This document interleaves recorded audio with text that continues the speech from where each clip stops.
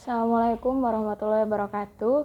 Saya Aliansi Wulan Favarita dari kelas 5 akuntansi B1. Saya akan menjawab pertanyaan UTS mata kuliah komunikasi bisnis. Nomor 1. Komunikasi bisnis merupakan salah satu hal yang penting dalam menjalankan suatu bisnis atau perusahaan. Komunikasi ini bisa diartikan sebagai suatu komunikasi yang dilakukan secara verbal maupun non-verbal, di mana dalam komunikasi ini berisi pendapat, ide, gagasan, maupun informasi. Komunikasi ini dapat dilakukan secara personal maupun interpersonal. Yang kedua, variabel-variabel komunikasi bisnis. Poin A, variabel sumber atau komunikator. Variabel komunikasi bisnis yang pertama adalah variabel komunikator. Sebab komunikator adalah pihak pertama yang mendorong terjadinya komunikasi. Di samping itu, status dan kekuatan yang ada pada komunikator juga berpengaruh pada penerimaan pesan oleh penerima pesan. Poin B, variabel pesan atau informasi. Dalam komunikasi, tentu ada pesan atau informasi yang ingin disampaikan komunikator kepada yang lainnya, baik dari perusahaan kepada konsumen, perusahaan kepada perusahaan lain, orang ke perusahaan, dan lain-lain. Pesan ini bisa disampaikan dengan simbol atau sinyal tertentu. Poin C, variabel penerima atau komunikan. Faktor komunikan adalah penting karena menentukan bagaimana kita berkomunikasi. Pada kajian komunikasi bahkan ada istilah analisis halayak, di mana dilakukan kajian untuk mengetahui profil halayak sehingga bisa ditentukan bagaimana cara komunikasi yang paling tepat dengan halayak tersebut. Poin D, variabel konteks. Konteks dalam komunikasi bisa bersifat alamiah maupun memang sengaja untuk diciptakan. Konteks alamiah terjadi dalam suatu keseharian yang wajar biasa dilakukan. Variabel sarana.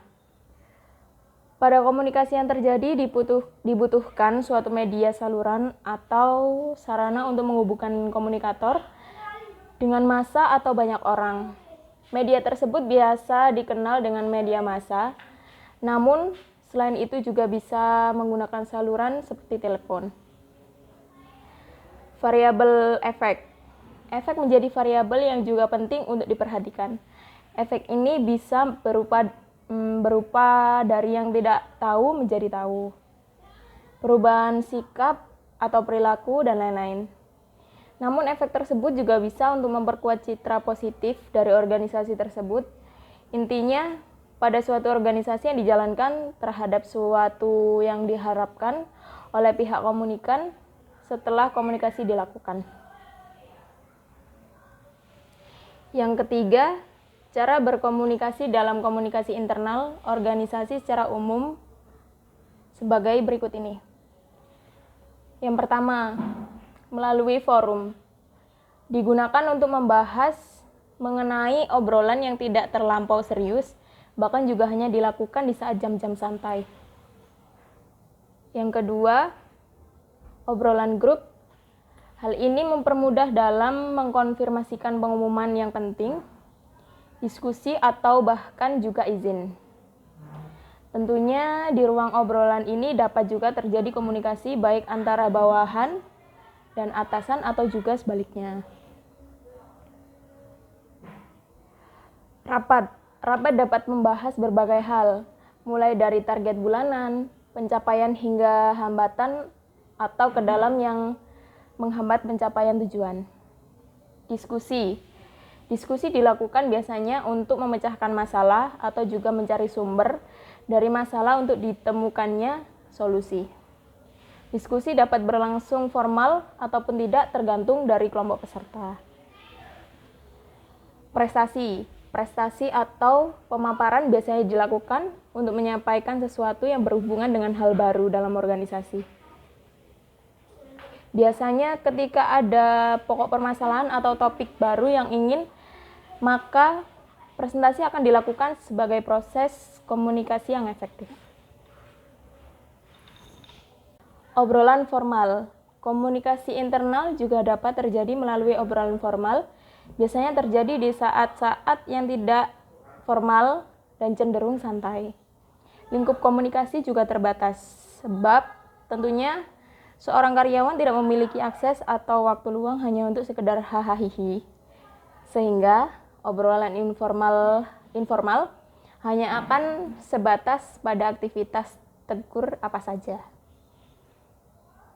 Selanjutnya, komunikasi secara vertikal. Dalam komunikasi secara vertikal, pimpinan memberikan instruksi-instruksi, petunjuk, informasi, dan lain-lain kepada bawahannya sebagai salah satu pola organisasi.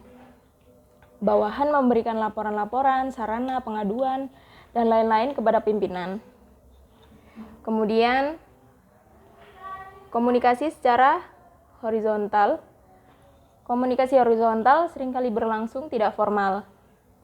Mereka berkomunikasi satu sama lain bukan pada waktu bekerja, melainkan pada istirahat, sedang rekreasi, atau pada waktu pulang kerja. Dalam situasi komunikasi seperti ini, desas-desus cepat sekali menyebar dan menjalar. Dan yang didesas-desuskan seringkali mengenai hal-hal yang menyangkut pekerjaan atau tindakan pimpinan yang merugikan mereka. Selanjutnya, komunikasi ke atas. Komunikasi ke atas tidak selalu dianjurkan oleh manajemen. Salah satu alasannya adalah karena suara yang didengar atasan di bawahnya tidak selalu menyenangkan atau menyanjung atasannya. Selanjutnya, komunikasi ke bawah. Kegunaan daripada komunikasi ini memberikan penetapan tujuan, memberikan instruksi pekerjaan, mengonfirmasikan kebijakan dan prosedur pada bawahan, menunjukkan masalah yang memerlukan perhatian, dan mengemukakan umpan balik terhadap kinerja. Selanjutnya, kuesioner. Biasanya hal ini merupakan upaya untuk menilai performa antara satu sama lain, baik atasan kepada bawahannya atau sebaliknya. Hasil dari kuesioner dapat dijadikan bahan pada saat agenda pertemuan. Untuk wawancara.